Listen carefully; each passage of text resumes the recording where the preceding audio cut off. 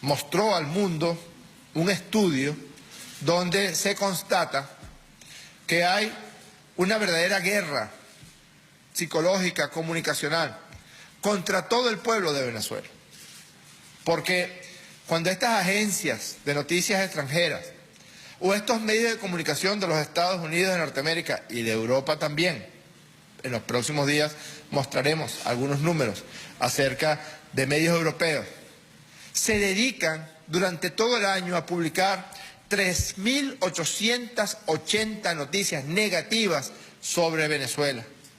Más de 10 noticias diarias en promedio contra Venezuela. Lo hacen con el fin de abonar el terreno para lograr o buscar lo que nunca van a lograr: doblegar a la patria venezolana, doblegar al pueblo de Venezuela. Es una guerra maliciosa, es una guerra malvada, es una guerra asqueante, que además denigra de la condición más esencial de una periodista o de un periodista, que es buscar y transmitir la verdad. Si este gobierno bolivariano y este gobierno revolucionario en algún momento comete algún tipo de error o se le presenta algún tipo de obstáculo, es este gobierno el primero en comunicarse al pueblo de Venezuela y a discutir con el pueblo de Venezuela. Cuando intentaron cercarnos por la vía de la guerra económica, fue con la discusión fecunda del presidente Nicolás Maduro y el pueblo de Venezuela que se logró esa panacea contra la guerra económica, que es la distribución a través de los CLAP de los alimentos que el pueblo de Venezuela necesita. Pero lo que se han dedicado estos medios de comunicación es a generar una situación de angustia, de desesperanza, que no ha tenido ningún tipo de éxito. Mientras más nos atacan y mientras más mienten sobre Venezuela, más claro está el fecundo pueblo de Venezuela acerca de dónde vienen y por qué vienen esas mentiras. No es posible que una agencia de noticias, a quienes siempre hemos recibido con los brazos abiertos, y me refiero a todo el pueblo de Venezuela. El pueblo de Venezuela es solidario, es generoso. Cualquiera de ustedes, periodistas, cuando se dirigen a cualquier punto del país, reciben la solidaridad, la atención, el buen trato del pueblo de Venezuela. Reciben el buen trato del gobierno bolivariano del presidente Nicolás Maduro. ¿Para qué? Para que luego Bloomberg publique 245 noticias negativas sobre Venezuela, para que el Miami Herald publique 203 noticias negativas sobre Venezuela, para que The Washington Post publique 152 noticias negativas sobre Venezuela, para que el New York Times publique 131 noticias negativas sobre Venezuela, para que Breitbart News, que es una agencia de noticias dedicada a la profusión de mensajes racistas, de mensajes supremacistas, de mensajes que incluso son hasta antisemitas, para que vean el nivel de derecha extrema de esa agencia. Bueno, lleva el récord de ser la tercera agencia en Estados Unidos que habla pestes y miente acerca de Venezuela. Claro, no han tenido ni tendrán éxito en sus propósitos, pero tampoco es completamente inocuo. Han logrado que personas en el mundo, primero, estén profundamente desinformadas, pero en segundo lugar también han logrado que con nacionales, que venezolanas y venezolanos hayan sucumbido a la enfermedad del odio. De algún modo, cuando fueron quemados vivos 29 venezolanas y venezolanos durante la violencia entre abril y julio, parte de la mano que tomó ese bidón de gasolina, parte de la mano que encendió el fuego para quemar vivos seres humanos, provenía de aquellos que mienten y que montan estas estrategias de guerra psicológica. No es posible que Reuters, a quien siempre recibimos aquí con los brazos abiertos, con la natural generosidad que caracteriza al pueblo de Venezuela y al gobierno de Nicolás Maduro, el 60% de todas las noticias negativas que esa agencia de noticias publica, el 60% proviene precisamente de la agencia Reuters. Associated Press siempre es bienvenida a esta rueda de prensa o a cualquier actividad. El 31% de las noticias negativas provienen de Associated Press y el 9% de AFP. Eso explica por qué Mucha gente del mundo entero viene a Venezuela y no puede creer lo que están viendo, porque lo que pintan las agencias de noticias en el exterior es que somos un país en guerra, que somos un país donde a cada momento montan patrañas de guerra psicológica y de guerra mediática, y no se pueden creer lo que ven: un país en paz, un país en revolución, un país con un gobierno que ha ganado las 3 últimas elecciones entre los meses de julio y el mes de diciembre del año pasado, 2017, y que ya se prepara para una gran victoria en el año 2018. Sigan hablando mal y sigan mintiendo sobre Venezuela, que muy bien no les ha ido. Sobre el plan de la patria, lo que diseñó el presidente Nicolás Maduro es la repotenciación de un plan de la patria profundamente vigente, con sus 5 objetivos estratégicos, sus objetivos históricos y sus objetivos nacionales, pero que tiene que proyectarse hacia las nuevas necesidades, hacia las nuevas expectativas del pueblo de Venezuela. Una de ellas, la Agenda Económica Bolivariana, un plan para sustituir esa economía rentista que nos hace vulnerables a una economía verdaderamente productiva, sustituir la economía de puertos por la economía de la producción de los alimentos, de los bienes de consumo, es decir, adaptar las líneas estratégicas del plan y nacionales del plan de la patria a las necesidades del pueblo para los próximos años hasta el año 2025. Por eso es que el presidente Maduro comisiona a la dirigencia, a los 4x4, a los movimientos sociales, a que sea el pueblo el que diseñe este nuevo plan de la patria. Tenemos un esquema de trabajo, el esquema es, digamos, el punto de partida es el plan de la patria ya aprobado por el pueblo de Venezuela, porque fue el que Chávez llevó en su campaña del 2012, fue la que Maduro llevó en su campaña del 2013, para que se repotencie a los efectos de los años por venir.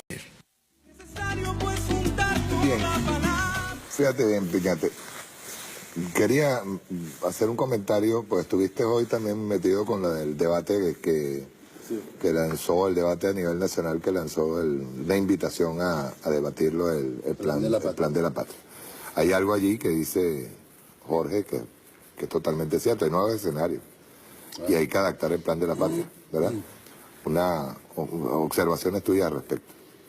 Sí, ciertamente el presidente Nicolás Maduro nos convocó al pueblo venezolano realmente a participar en la elaboración del plan de la patria, que es el plan de desarrollo económico y social de la nación para el periodo que comienza en el año 2019-2025.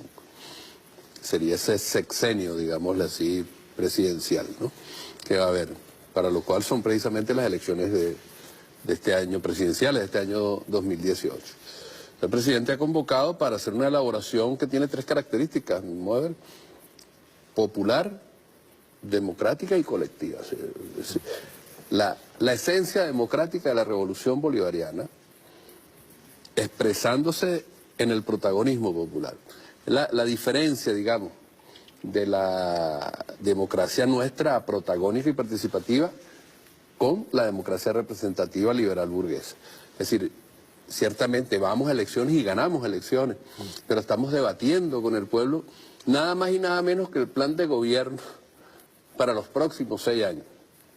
El plan de gobierno para los próximos 6 años, ¿dónde? Con el pueblo. ¿Desde dónde? Desde las bases, tanto de las territoriales como desde los sectores sociales.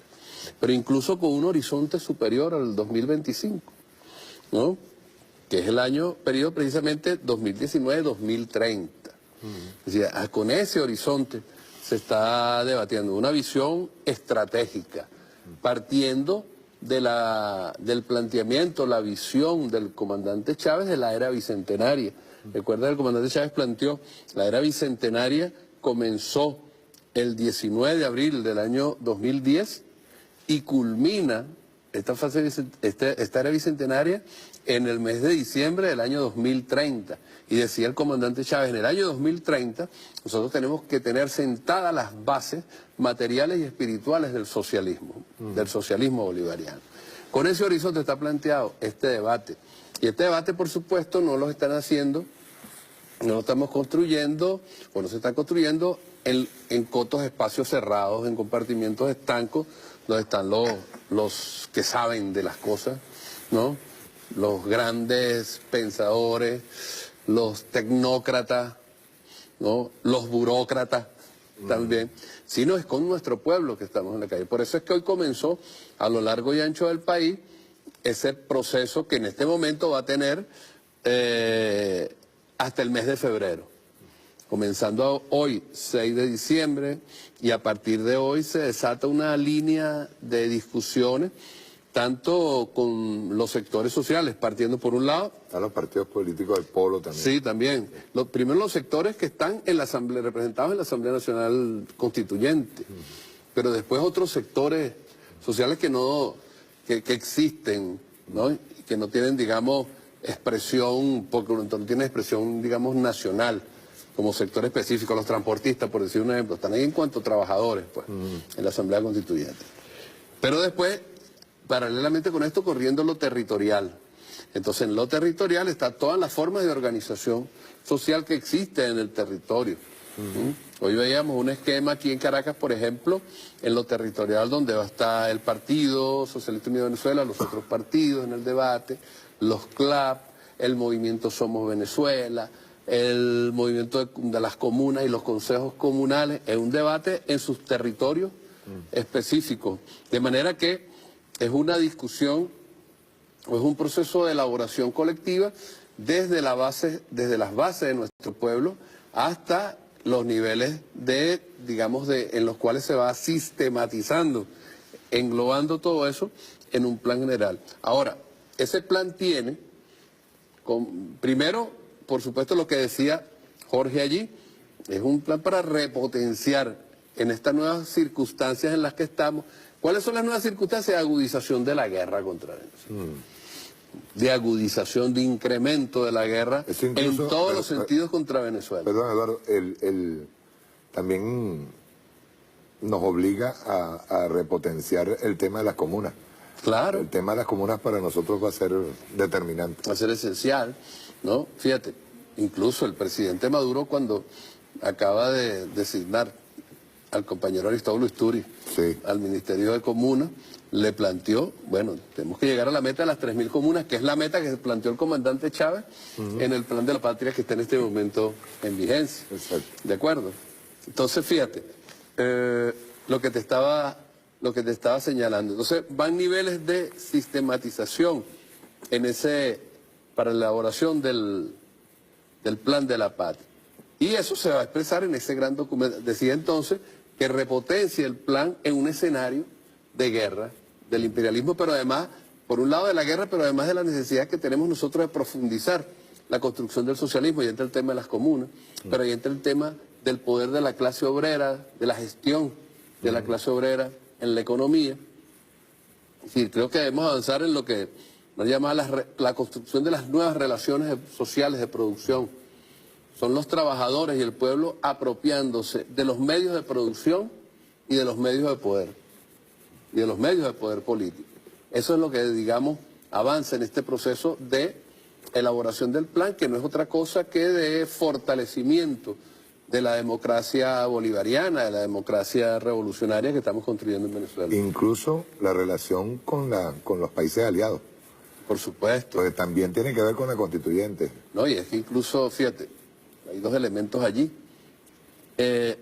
Uno, el Plan de la Patria nos plantea objetivos, desde el objetivo histórico de construcción del aporte de Venezuela a la construcción del mundo multicéntrico y pluripolar. Eso implica un conjunto de movimientos geopolíticos que se están haciendo y en los cuales Venezuela ha venido, digamos, participando de manera importante y protagónica desde que el comandante Chávez dirigía la revolución y el presidente Nicolás Maduro le ha dado continuidad.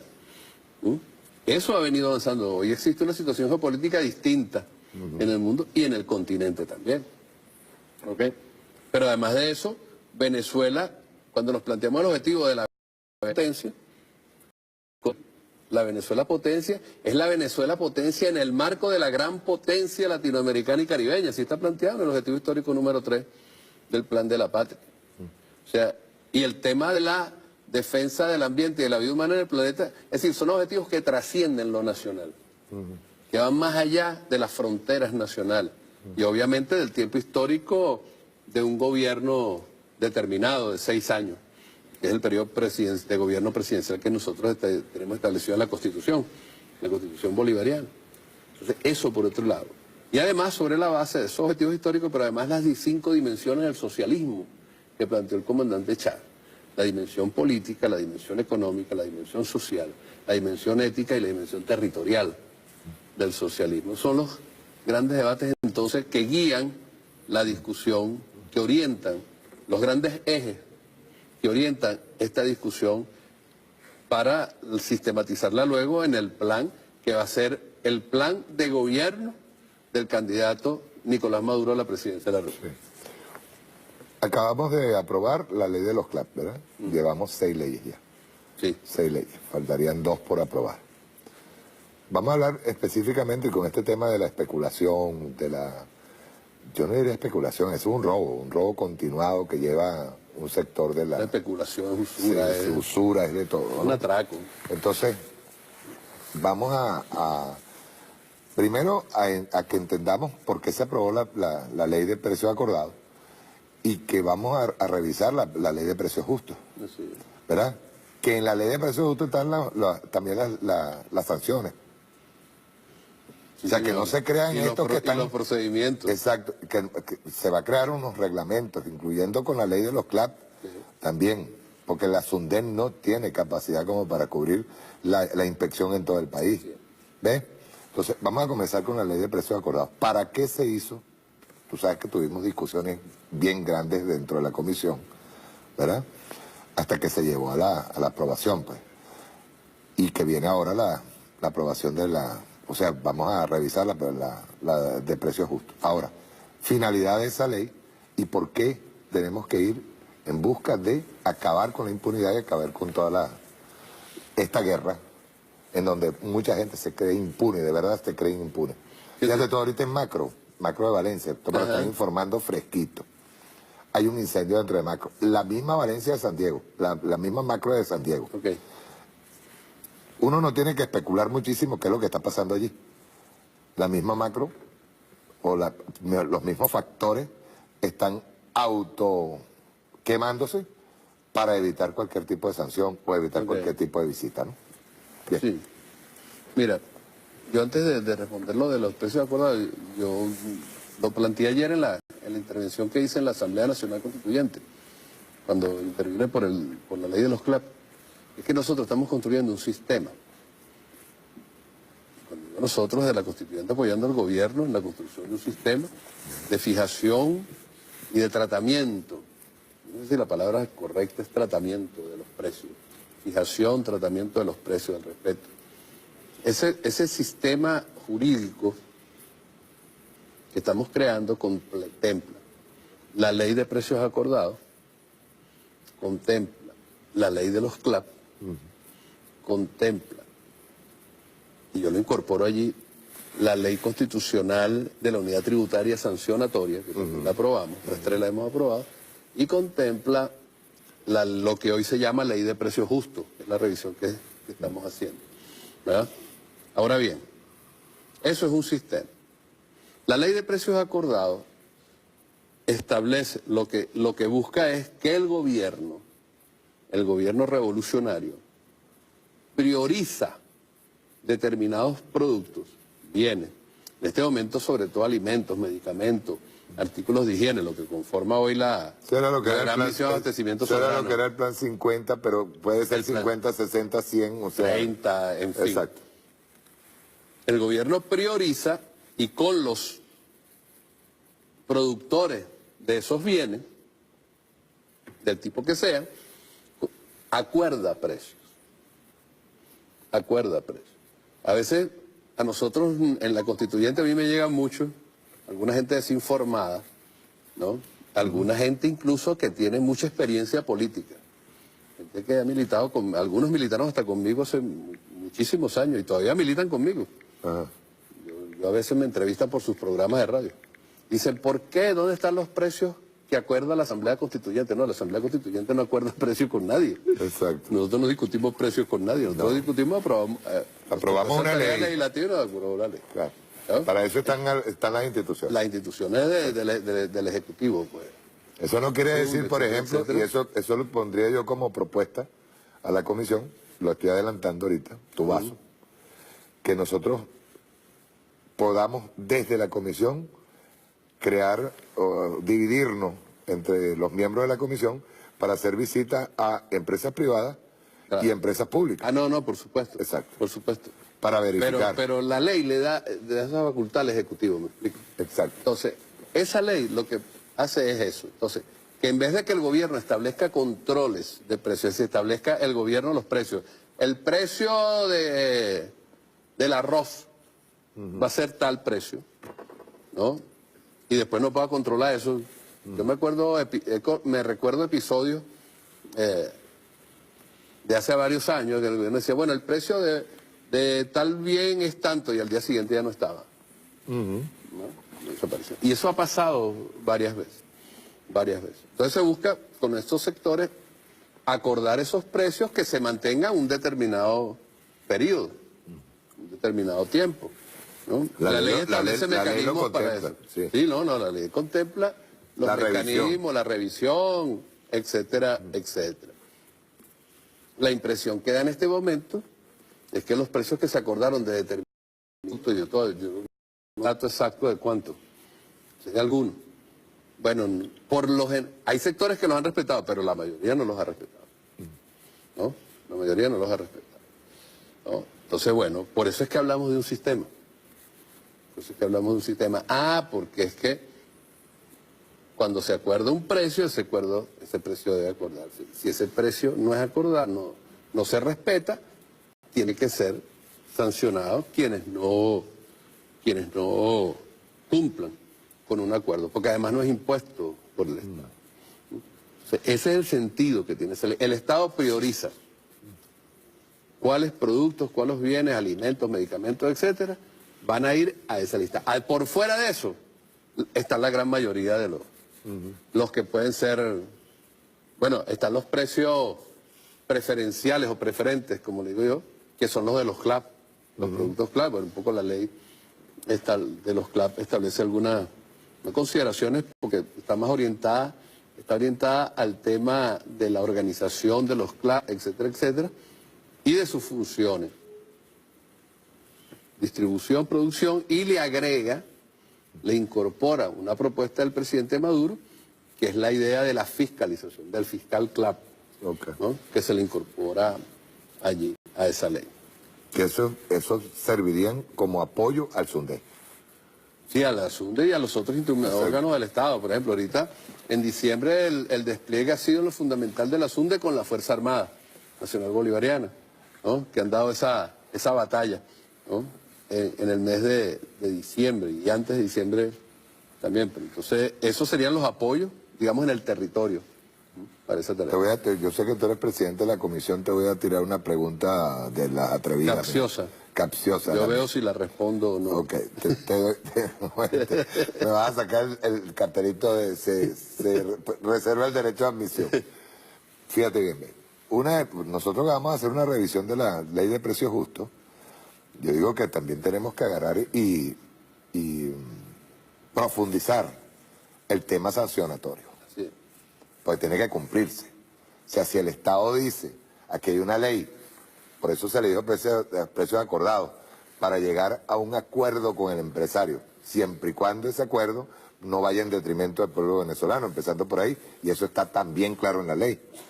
Ahora, al hacer una revisión de la de precios acordados, no sería conveniente, de la de precios justos, no sería conveniente que ya estemos hablando de la suspensión definitiva de licencias de comercio, no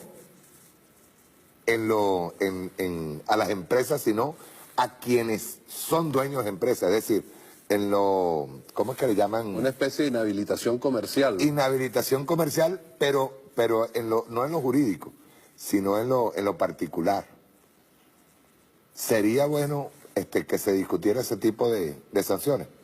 Mira, a quien sea reiterativo en la violación de una norma o en la violación de la ley.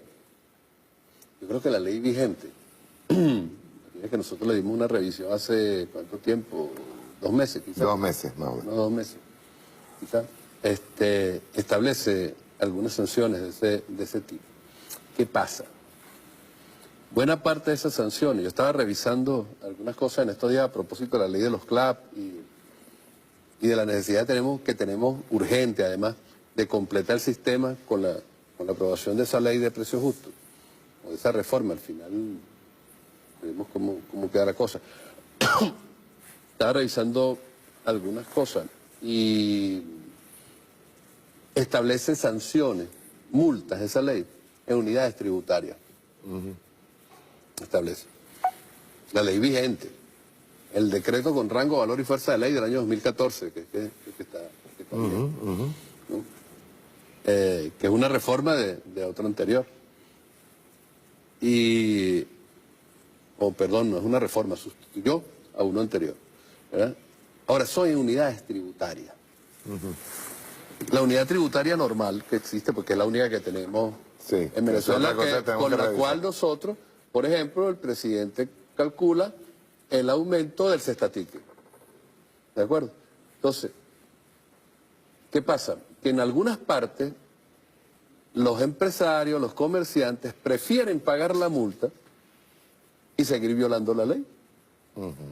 ¿No? Porque le sale mucho más barata la multa, es mucho más rentable pagar la multa y seguir violando la ley. Y sobre todo porque el tema de las multas bajo esa figura son inferiores y a medida que pasan son ínfimas. Son risibles. Son risibles ya, o sea, por eso te decía de qué tan necesario sería que a una persona individualmente, yo no estoy hablando en los jurídicos se puede hacer también, pero en lo individual, que a esa persona se le inhabilite para poder hacer cualquier tipo de negociación.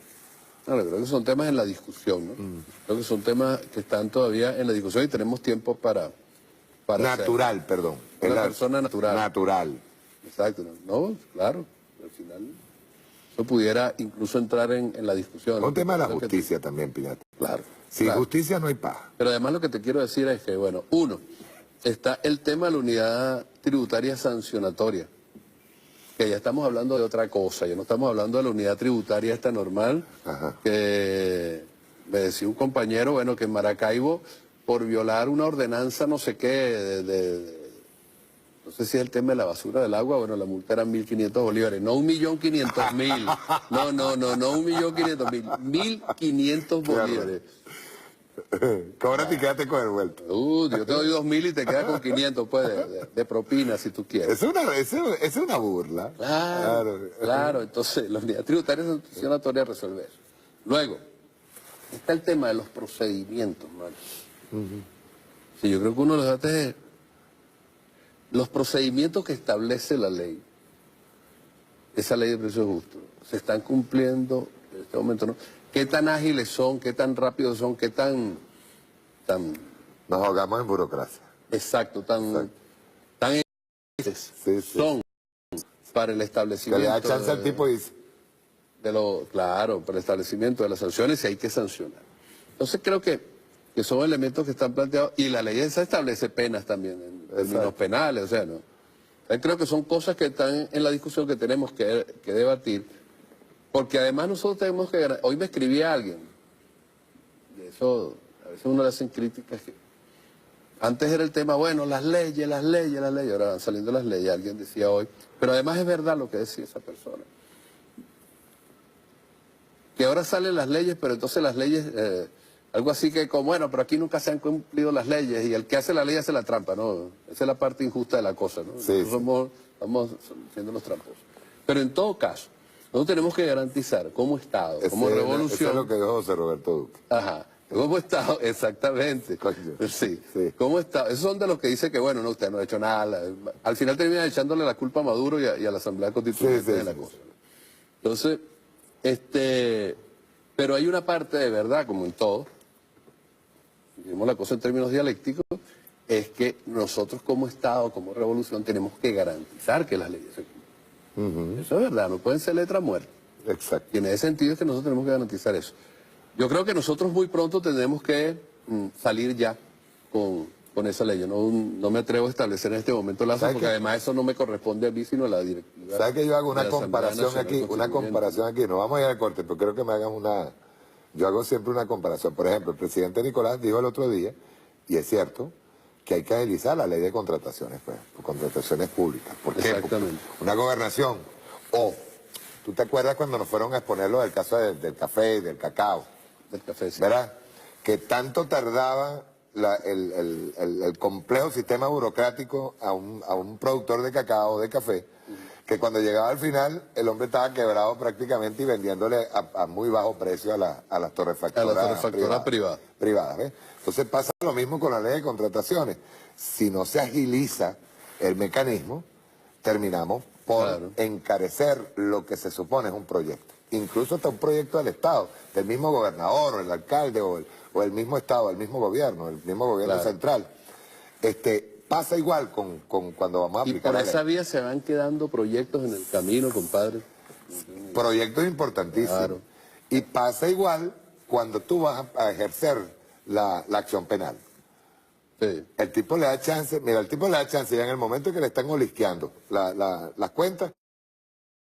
Yo me voy porque ya me van a tener listo. Sí. Y debería haber una previsión de, señor, usted no sale del país en el momento en que le caigan así tenga o no tenga culpa, usted no se mueve de aquí. Y si trata de salir del país, usted va preso. ¿Ves? Pero debería estar previsto eso. Vamos a ir a un corte y al regreso volvemos otra vez con economía.